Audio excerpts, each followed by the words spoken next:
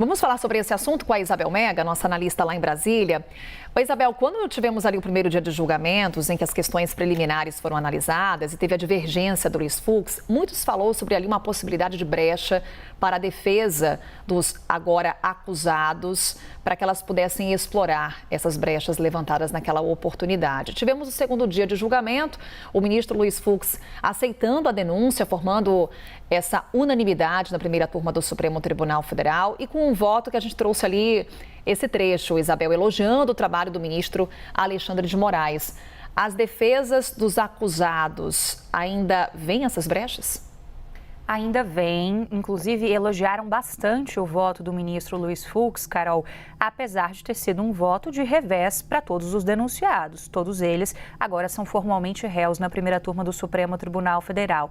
Mas algo que eu ouvi que me chamou muita atenção é de que Luiz Fux deu uma aula ao falar nos 2 dias de julgamento, porque ele expõe ali, de certa forma, alguns pontos que podem vir a ser usados na linha de argumentação das defesas de vários desses réus agora no Supremo Tribunal Federal. Carol, por exemplo, ontem o ministro Luiz Fux abriu um espaço para, inclusive, rever dosimetria de pena em relação a outro caso que não estava em questão, mas do qual ele fez um pedido de vista, que é o da Débora, que pichou com um batom aquela estátua na Praça dos Três Poderes, na frente do Palácio do Planalto e na frente do Supremo Tribunal Federal, né? Mais próximo ainda do Supremo Tribunal Federal. O ministro deixa bem claro, ele fala o seguinte: não se pode dizer de forma alguma que não aconteceu nada em relação à tratativa golpista, que era de fato a análise da primeira turma do Supremo Tribunal Federal. Mas ele dá ali indicativos de que, assim como ele está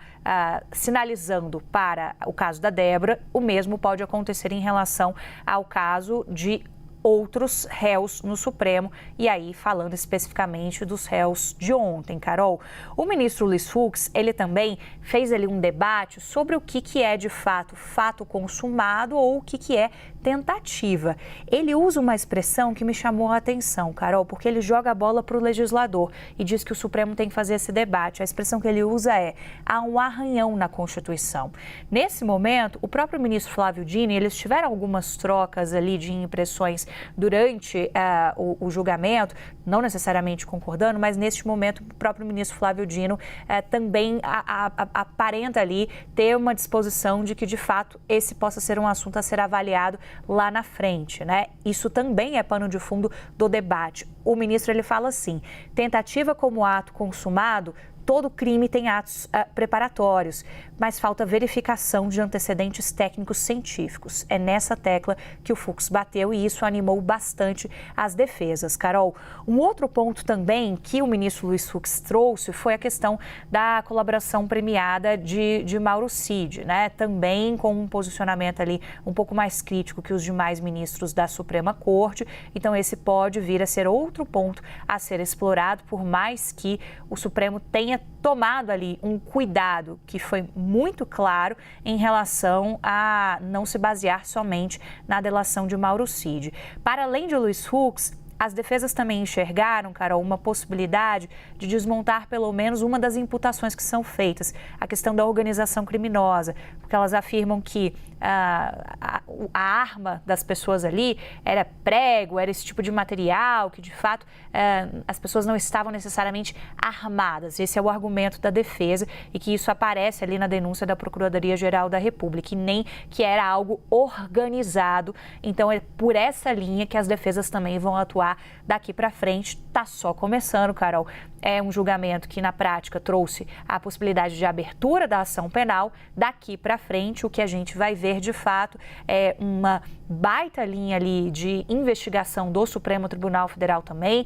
Novas testemunhas podem ser ouvidas, o Supremo também tem o poder ali de produzir provas ao longo dessa nova etapa de instrução, portanto, do julgamento da primeira turma do Supremo Tribunal Federal, Carol. E aí é algo que deve se desenrolar, sobretudo no segundo semestre deste ano. Como você destaca, né, Isabel, é só o início. A expectativa de que o julgamento seja concluído até o final de 2025. A conferir estratégias jurídicas agora sendo montadas para essa ação penal que foi aberta lá no Supremo Tribunal Federal. Obrigada, Isabel.